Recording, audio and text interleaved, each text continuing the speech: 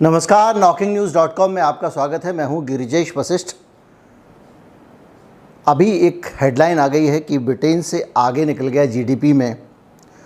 हम 2014 में भी निकले थे, तब तीसरे नंबर की बन गए थे हम अर्थव्यवस्था, अब 5वें नंबर की बन गए हैं। लेकिन इस पे कितना खुश होने की बात है, इससे इस देश के नागरिकों की स्थिति में कितना बदलाव आया है, हमारी हालत क्या है, इस पे बात करेंगे, पूरा सच सामने रखेंगे और इससे गुलाबी आंकड़े के पीछे छुपे हुए आंकड़ों को भी आपके सामने लाएंगे।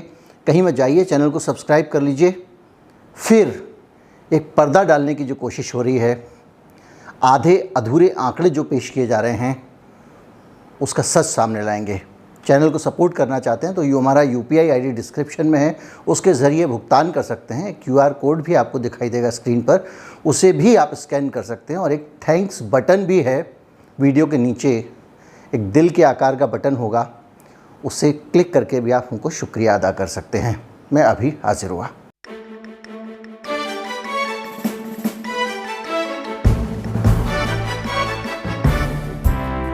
पहले भी हम ब्रिटेन से आगे निकले थे जीडीपी में, लेकिन तब हमारा परफॉर्मेंस बहुत बढ़िया हो गया था, यानी हम तेज़ दौड़े थे और आगे निकल गए थे।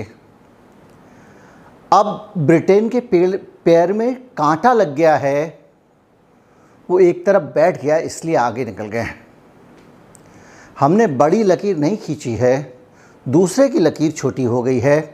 ब्रिटेन के अर्थव्यवस्था के आंकड़े अगर आप देखेंगे तो आपको पता चल जाएगा कि हम आगे नहीं निकले हैं, हमारी रफ्तार वही है, ब्रिटेन स्लो हो गया है। तो इसका मतलब ये नहीं निकाला जाना चाहिए कि हम, अगर ये रेस होती तो मैं मान लेता कि भाई सामने वाला घायल हुआ, कुछ हुआ, हम तो आगे निकले। लेकिन ये रेस नहीं है, ये एक आंकड़ों की तुलना है। तो तुलना में जब आप खुद को बेहतर बताएंगे तो आपको ये समझना पड़ेगा कि पूरी तस्वीर क्या है। इसके अलावा और भी चीज़ें देखने वाली हैं कि आपकी जो है वो इकोनॉमी का साइज़ और आपकी आबादी के अनुपात में अगर आप देखें तो कोई तुलना नहीं। लेकिन इस पर कभी डिटेल में फिर वीडियो बनाएंगे। लेकिन अभी हाल में आपको बता दें कि एक नई खबर आई है, अडानी जी को और लोन मिल गया है। 40,000 करोड़ रुपए का लोन फिर से बढ़ गया है, और वो बढ़ गया है होलसिम, जो है एक कंपनी थी जिसका इन्होंने एक्विजिशन किया सीमेंट वाली, उसके बाद सीधे 40,000 करोड़ रुपए का इनको और लोन मिल गया है।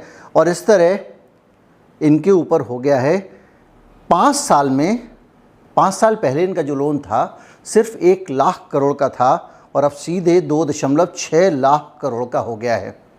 यानी 5 साल में दुगने से ज़्यादा क्या, बल्कि 1.6% बढ़ गया। यानी 160% कर्जा इनको 5 साल में और मिल गया। 5 साल पहले इनका कर्जा 1 लाख करोड़ था और अब हो गया 2.6 लाख करोड़, यानी 1,60,000 करोड़ रुपए इनको कर्जा और दे दिया गया। और ये जो विश्लेषण आया, ये क्रेडिट ससी है, एक संस्था, उसका विश्लेषण है। और उसने कहा कि इस कर्ज से अडानी साहब ने जो 1,60,000 का 5 साल में कर्ज लिया है, उससे अडानी साहब ने क्या क्या ख़रीदा है। सोचिए, इस देश में सब कुछ बिक रहा है और हमको लग रहा है सब अडानी जी को बेच दिया। लेकिन अडानी जी खरीद कैसे रहे हैं? अडानी जी खरीद भी देश के पैसे से रहे हैं। और वो है, पोर्ट का बिजनेस उन्होंने ख़रीदा, इन्वेस्टमेंट और ग्रीन एनर्जी का बिजनेस इन्होंने ख़रीदा, ट्रांसमिशन का बिजनेस इन्होंने एक्वायर किया। इसके अलावा जो उनकी अडानी इंटरप्राइजेज़ नए वेंचर लाती है, उसके लिए भी एयरपोर्ट्स, रोड और डाटा सेंटर्स को एक्वायर करने के लिए भी अडानी जी ने कर्जा लिया है। यानी देश से इतना सारा कर्जा अडानी जी के पास चला गया। ये कर्जा जो है वो देश की प्रायोरिटी का कर्जा है। और मैं आपको बता दूं कि ये कर्जा अगर अडानी जी को नहीं मिलता है तो किसी और को मिलता है, सरकार को मिलता है, सरकार ले सकती है वेलफेयर स्टेट के लिए। और इस देश में सरकार का कर्जा भी वैसे बहुत ज़्यादा हो चुका है, उसको मिलना चाहिए कि नहीं मिलना चाहिए। लेकिन एक चीज़ सोचिए, दुनिया में जब भी, जहाँ भी कैपिटलिस्ट व्यवस्था है, भारत में हो, विदेश में हो, अमेरिका में हो, वहाँ पे जो कैपिटलिस्ट सिस्टम है, जो पूंजीवादी अर्थव्यवस्था है, उसमें एक तर्क दिया जाता है कि हम उद्योगपतियों को झोला भर के, झौवा भर के, घर लुटा के भी, देश लुटा के भी पैसा इसलिए देते हैं क्योंकि वो कारोबार करेंगे, उससे आर्थिक प्रगति होती है और आर्थिक प्रगति से रोज़गार का सृजन होता है, एम्प्लॉयमेंट जनरेट होता है। तो हम ये चेक करने की कोशिश करते हैं कि इतना सारा कर्जा आपने 5 साल में अगले बंदे को दे दिया, 1,60,000 करोड़ रुपया, जिसमें 40,000 करोड़ का तो एक ही कंपनी के लिए दिया है अभी। तो वो कर्जे से भारत में क्या बेरोजगारी दूर हुई, क्या इस देश में रोज़गार बढ़ा? और अगर रोज़गार नहीं बढ़ रहा है तो इस कैपिटलिज्म का हम अचार डालें जिसमें देश का जो कुछ था वो सब उद्योगपतियों का हो गया है। और ये बात किसी एक पार्टी पे लागू नहीं होती है। और अब जो आंकड़ा आ रहा है बेरोजगारी का, वो है ब्लूमबर्ग ने इसको प्रकाशित किया है, CMI यानी centre for monitoring of Indian economy का ये आंकड़ा है। और उसकी एक ताज़ा रिपोर्ट है जिसके हिसाब से, और उसमें बताया गया है कि 9.57% शहरी बेरोज़गारी अकेले एक महीने में अगस्त के बढ़ गई है।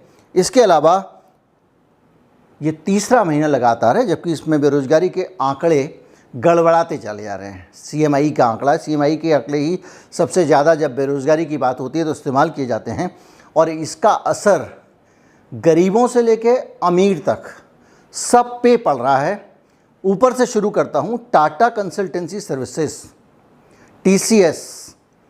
TCS के ऊपर भी आर्थिक बोझ पड़ गया है।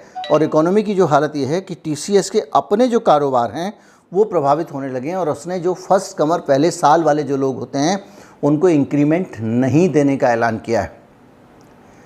यानी कंपनी अपने खर्चों में कटौती कर रही है क्योंकि उसके मुनाफे बुरी तरह प्रभावित हुए हैं। और सिर्फ उसके नहीं, सारी टेक कंपनियों के मुनाफे प्रभावित हुए हैं। और अब उन्होंने ये कहा है कि जो लोग नए लोग ज्वाइन कर रहे हैं उनको पहले साल जो इंक्रीमेंट देते थे वो नहीं दिया जाएगा। और TCS वो कंपनी है जिसने कोरोना काल में भी अपने कर्मचारियों का जो साइकिल होता है इंक्रीमेंट का वो बिगड़ने नहीं दिया था। बाकी कंपनियां तो आपको पता है किस तरह से लालची बन जाती हैं। और बेरोज़गारी क्या होती है ये आपको समझाने की ज़रूरत नहीं है। इस देश में जिन लोगों के अंदर काबिलियत है वो कुछ काम करने की, पहली शर्त। दूसरी शर्त, वो काम मांग रहे हैं। और तीसरी शर्त, उनको काम नहीं मिल रहा है, तो हुई बेरोज़गारी। अगर किसी के अंदर काबिलियत नहीं है, बेरोज़गार नहीं माना जाएगा, पहली चीज़। दूसरा, वो नौकरी ना मांगे तब भी बेरोज़गार नहीं माना जाएगा। और उसको रोज़गार मिल गया तो बेरोज़गार माना ही नहीं जाएगा, जाहिर बात है। हम तीनों चीज़ों को मिलाएं तो वो सबसे बड़ी बात जो है वो ये है कि अब अलग अलग सेक्टर्स में बेरोज़गारी दिखाने लगी है। और गांव में चले जाएं, TCS का मैंने बताया, अंतर्राष्ट्रीय स्तर पे किस तरह से IT सेक्टर में बेरोज़गारी बढ़ी है ये भी मैं आपको बता चुका हूँ। लेकिन अगर आप गांव में जाएं, जो एग्रीकल्चर सेक्टर है उसकी हालत और भी ख़राब है। एग्रीकल्चर सेक्टर में हुआ ये है कि अब लोग रोज़गार कम होने के कारण बाहर जा रहे हैं नौकरी ढूंढने के लिए, क्योंकि मानसून की कमी के कारण धान की जो रोपाई है वो कम हुई है और उनके पास में काम कम है। इसी तरह मनरेगा में भी 23 महीने की सबसे कम रोज़गार की मांग बताई गई है। अब ये मांग के दो मतलब होते हैं। एक मतलब ये होता है कि आप खुद जो है वो नौकरी मांगने, बेरोजगार मनरेगा में काम मांगने नहीं जा रहे हैं। और दूसरा मतलब होता है कि मनरेगा में अब सरकार पैसे की कटौती कर रही है, काम नहीं दे रही है। काम नहीं मांगने जा रहे हैं, इसका मतलब ये है कि महंगाई ज़्यादा है और खेत मज़दूरों की संख्या भी कम हो रही है। इसका मतलब महंगाई ज़्यादा है कि उनका अब उस पैसे से काम नहीं चल रहा है, तो वो नौकरी की तलाश में शहर और कहीं और घूम रहे हैं, इसलिए वहाँ काम में कटौती हुई है। कल मैंने आपको बताया था कि बड़ी संख्या में दिहाड़ी मजदूर आत्महत्या कर रहे हैं और रिकॉर्ड आत्महत्याएँ दिहाड़ी मजदूरों की हुई हैं। तो निचोड़ की बात ये होती है कि इस देश की जो आर्थिक प्राथमिकताएं वो आप देख रहे हैं। अडानी साहब का लोन एकदम तगड़ा वाला बढ़ रहा है और इतना बढ़ रहा है कि 5 साल में 2.6 गुना हो गया। इसके अलावा रोज़गार की हालत आप देख ही लीजिए, बड़ी बड़ी टाटा TCS से लेके और छोटी छोटी कंपनी तक। आप कह रहे थे कि इकोनॉमी बढ़ी है, मैंने कल आपको बताया था कैसी बढ़ी है, किस तरह की बढ़ी है। लेकिन आप अगर उस तुलनात्मक अध्ययन पे जा रहे हैं ब्रिटेन वाले पे, जैसे कि कई बार छपता है अखबारों में हेडलाइन कि दिल्ली में लंदन से ज़्यादा ठंड।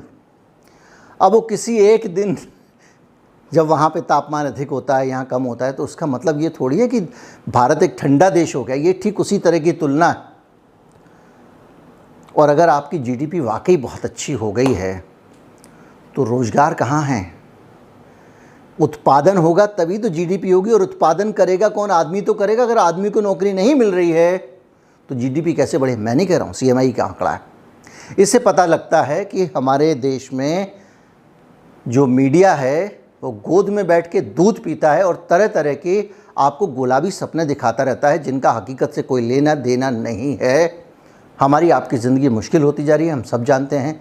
एक एक चीज़ खरीदना मुश्किल हो रहा है, हम सब जानते हैं। उम्मीद करता हूँ वीडियो आपको अच्छा लगा होगा। अच्छा लगा हो तो ज़्यादा से ज़्यादा लोगों तक पहुँचाएँ, चैनल को सब्सक्राइब कर लें। नमस्कार, जय हिंद।